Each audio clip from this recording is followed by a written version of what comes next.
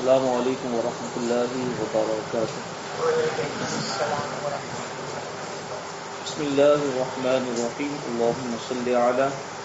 سیدنا و مولانا محمد وبارک وسلم۔ کیونکہ محرمات کا بیان اس لیے اس کو مختصر ذکر کر دیتے ہیں کہ حرہ یعنی آزاد عورت کے نکاح میں ہوتے ہوئے باندی سے نکاح کرنا یہ جائز نہیں ہے، لیکن اب یہ مسئلہ ہے نہیں، اب سب لوگ آزاد ہیں، لیکن ایک چیز ہے اس لیے میں نے بیان کر دی کہ پہلے سے یعنی ایک چیز تھی پہلے کہ لوگ سامان کی طرح آدمیوں کی بھی اور عورتوں کی بھی خرید و فروخت کرتے تھے، لین دین کا معاملہ چلتا تھا، تو ایک آزاد عورت کسی کے نکاح میں ہو تو پھر وہ باندی سے نکاح نہیں کر سکتی۔ یہ حرمت کا بیان اس لیے اس کو ذکر کیا، حرمت بوجہ حق کے غیر، یعنی دوسرے کی عورت ہے تو اس سے نکاح کر سکتے کہ نہیں، یہ مسئلہ ہے۔ تو دوسرے کی منکوحہ سے نکاح نہیں ہو سکتا، کیونکہ یا حرمت غیر کی وجہ سے، اور اس کی نہ ہو تو کر سکتے ہیں، دوسرے کی منکوحہ سے نکاح نہیں ہو سکتا، بلکہ اگر دوسرے کی عدت میں ہو جب بھی نہیں ہو سکتا، یعنی اس نے طلاق دے دی آلریڈی پہلے سے، لیکن جب تک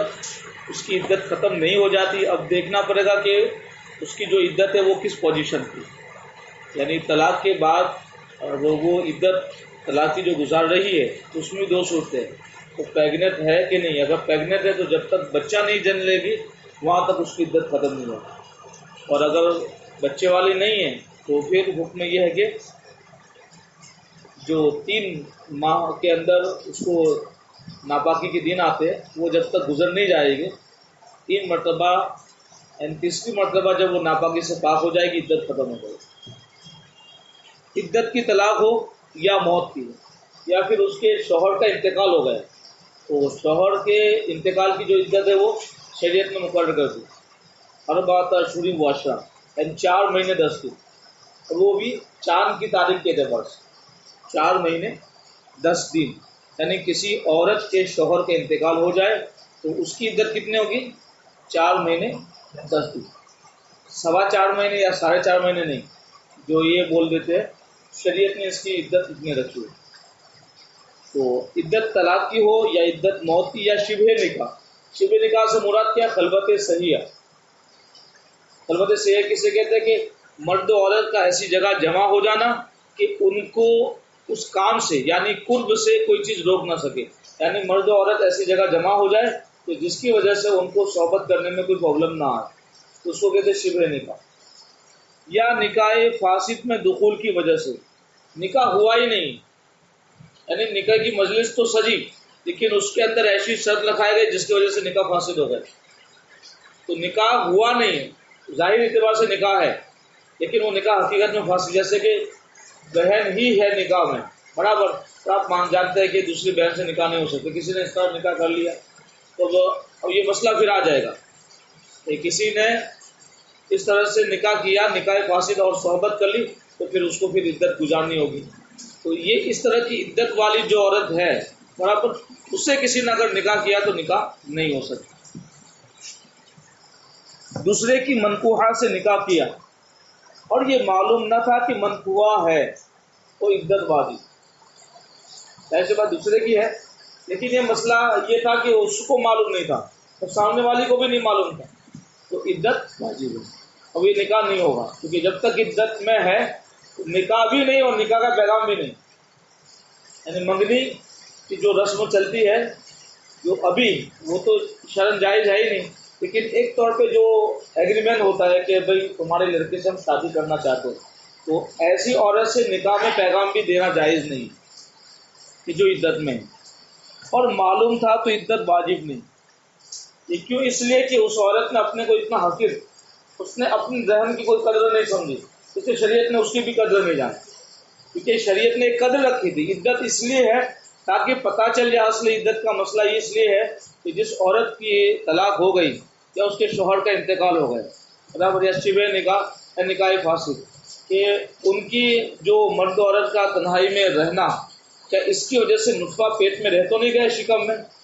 تو یہ اصل مسئلہ ہے، اصل ہے پیٹ کا تصفیہ، پیٹ یعنی پتہ چل جائے کہ اس کے پیٹ میں کچھ ہے نہیں، اس کے لیے عدت وہ شریعت نے واجب قرار دیا۔ جس عورت کو زنا کا حمل ہے، یعنی اس نے کسی سے غلط کام کر لیا، تو اس سے نکاح ہو سکتا ہے، زانیہ سے نکاح ہو سکتا ہے۔ پھر اگر اسی کا وہ حمل ہے، یعنی جس نے شادی کی، تو جو جس کو بولے گی غلط محبت میں وہ اندھا ہو گیا تھا، اس نے محبت میں غلط قدم بھی اٹھا لیا، تو اگر اسی کا حمل ہے تو وطی بھی کر سکتا ہے، اور اگر دوسرے کا وہ نطفہ ہے تو جب تک بچہ نہ پیدا ہو جائے وطی جائز نہیں۔ یعنی منکوحات سے تو شادی ہو ہی نہیں سکتی، لیکن یہ ہے کہ شادی ہوئی ہی نہیں اور کسی عورت نے کسی سے ناجائز تعلق قائم کر لیا، اب یہ زنا کا حمل یعنی حمل بھی ٹھہر گیا، تو شریعت کا حکم یہ ہے کہ اگر اسی کا ہے تب تو اس سے صحبت کرنے میں کوئی پرابلم کی بات نہیں، کیونکہ وہ اس کی ہے اور اس سے پہلے جو نطفہ ہے وہ بھی اسی کا ہے۔ لیکن اگر وہ کسی اور سے پہلے اس نے زنا کا کام کیا، اب اس کی شادی کسی اور سے ہوئی، تو اب جب تک یہ بچہ نہیں جن لیتی وہاں تک اس سے وطی جائز نہیں۔ اگر زنا کیا اور اس کے بعد حمل ٹھہرا، تو اگر حمل کے بعد بھی اگر وطی کرے گا تو وہ زنا میں ہوگا، وہ بھی تو زنا اب وہ اس کی ہو گئی، نگراں کرنے کے بعد کا مسئلہ۔ نکاح کرنے کی بات جب زنا کیا تو نکاح نہیں تھا، ہاں برابر، وہ زانیہ اس کے بعد اور وہ زانی، عورت تب تو زانیہ کا حکم لگ گیا، حمل ٹھہر گیا، تب تک نکاح نہیں ہوا تھا، اب نکاح کرنا چاہتا ہے، اس سے نکاح کر بھی لیا، تو اگر اسی کا یہ بچہ ہے جو نکاح کے پہلے اس نے یہ کیا، زنا کیا، اسی مرد کا بچہ ہے یہ، تو وہ صحبت کر سکتا ہے جب تک بچہ پیدا نہ ہو تب تک بھی، مطلب نکاح بھی، وہ عورت اگر نکاح کرنے کی بات مطلب نکاح کر سکتا ہے، ہاں تو یہ مسئلہ تو وہی مسئلہ ہے، یعنی زانیہ عورت سے نکاح کر سکتا ہے، یعنی آدمی زانیہ عورت سے نکاح کر سکتا ہے۔ وہاں دو مسئلے پیدا ہے کہ صورت دو ہے کہ یہ جو عورت سے شادی اس نے کی اور وہ زانیہ ہے، تو یہ زنا کا حمل اس کا ہے یا کسی اور کا ہے؟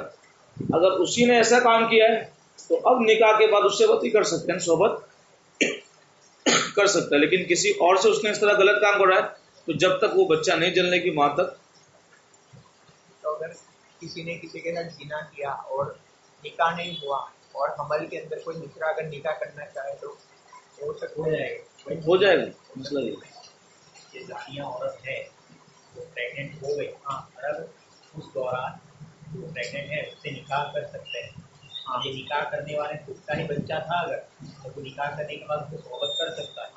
اور اس کا بچہ نہیں ہے تو وہ اسے دوسرے سے لے کر آئی ہوئی تھی، لیکن نکاح کر لیا، نکاح ہو گیا، لیکن صحبت نہیں کرے گا ابھی جب تک بچہ پیدا نہیں ہو جاتا۔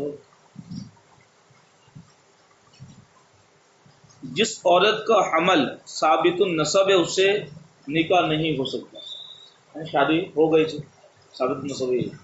جس عورت کا حمل ثابت النسب یعنی اس کا نسب ثابت ہے، نسب میں کیا ہے کہ یا تو باپ کا انتقال ہو گیا ہے، لیکن شادی شدہ ہے لیکن طلاق ہو گئی، طلاق اگرچہ ہوگی، اس لیے شریعت میں حکم دیا کہ جب تک عدت نہ گزرے وہاں تک اس کو نان و نفقہ دینا ہے۔ اور اس کے اندر ایک اور چیز ہے، وہ کیا ہے کہ طلاق ہو گئی برابر، اب ان کا معاملہ تو الگ ہو گیا،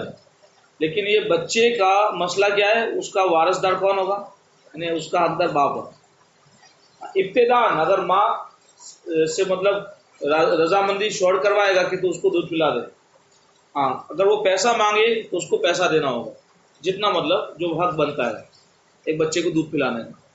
اور اگر وہ راضی نہیں ہوتا وہ جس سے چاہے، لیکن وہ لڑکا کس کا ہوگا، باپ کا ہوگا، اس کو کہتے ہیں۔ جس عورت کا حمل ثابت النسب ہے تو ایسی عورت سے پھر نکاح نہیں ہو سکتا، ہے بات سمجھ میں؟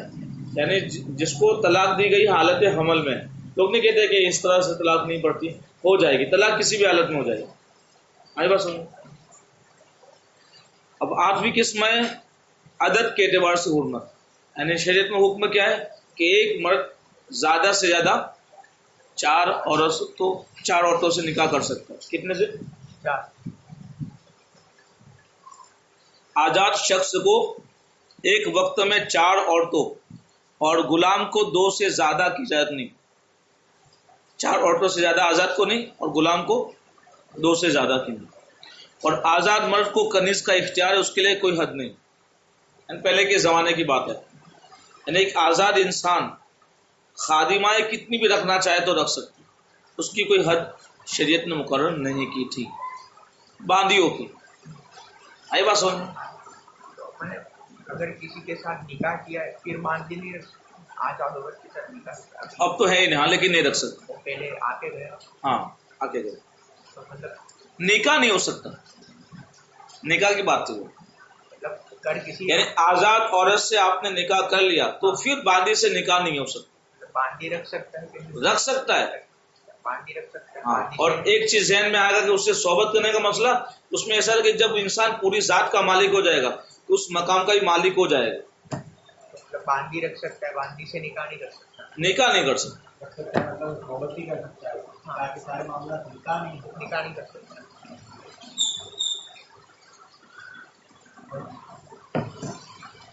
بولنا کچھ آخری بات. 5 عورتوں سے ایک عقد کے ساتھ نکاح کیا، 5 خواتین ساتھ میں کسی سے نکاح نہیں ہوگا. یہ مسائل تو اب اور پیچیدہ ہو گئے ہیں. لوگوں نے یہ جو شریعت کا ایک رستہ تھا اس رستے کو بھی بند کر لیا ہے بلا وجہ. جب یہ مسئلہ نہ ہو تو کوشش کرے، لیکن یہ چیز میں بھی تکلیف ہے، جبکہ بہت سے بزرگان جن کی زندگی میں آپ کو ملے گا یہ چیز. 5 عورتوں سے ایک عقد کے ساتھ نکاح کیا، کسی سے نکاح نہیں ہوا، اور اگر ہر ایک سے علیحدہ جدا جدا تو عقد کیا تو 5ویں کا نکاح ختم، بات کلیئر نہیں ہوگا، اور باقیوں کا جو نکاح 4 کا صحیح ہے. یوں ہی غلام نے 3 عورتوں سے نکاح کیا تو اس میں بھی 2 صورتیں ہیں. اگر ایک ساتھ کیا تو نہیں ہوگا، لیکن الگ الگ کیا تو پھر 2 سے ہو جائے گا اور آخر سے نہیں ہوگا.